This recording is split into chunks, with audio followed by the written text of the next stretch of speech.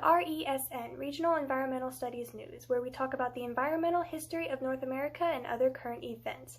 I am your host, Allie Ritter, and today I am coming to you from Atlanta, visiting family. This evening I will be answering the viewers' questions about the Great Lakes and the Corn Belt. The first question that I will be answering that a viewer sent in is, why is the Great Lakes and the Corn Belt region often referred to as America's heartland? This region is located in the center of North America. The area allows for efficient transportation, which occurred naturally from the Great Lakes and the Mississippi River, and later allowed the formation of the canals, highways, and railroads. People in this area believe the heartland displays the true American values. However, Toronto is in this area, which is not inside the U.S. The region is seen as conservative when it comes to the ideas of life and society. Companies use this region to test their products because if they are deemed successful, they will be deemed successful nationwide. The second question that I will be answering that a viewer sent in is, what landforms in the Great Lakes Corn Belt region provide evidence of the major impacts of glaciation in this part of North America? Well, the last glacial period was 10,000 years ago, where the region was covered in ice. As glaciers grow and melt, it causes erosion and carves the landscape.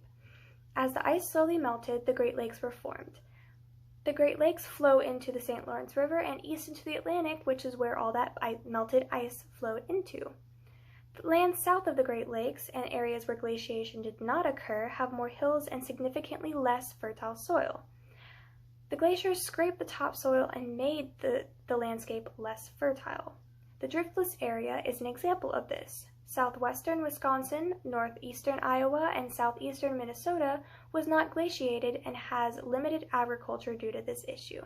The third question that I will be answering that a viewer sent in is, why is the location of the federal capital of Ottawa an appropriate site to balance concerns of both the Anglophones and the Francophones in Canada? Ottawa is Canada's national capital. It sits in between the provinces of Quebec and Ontario. Since Quebec has French as their national language and English as Ontario's, the city became bilingual. It is one of the most educated cities and has one of the wealthiest populations. The city is often referred to as the Silicon Valley of the North because of its advancing technological industry.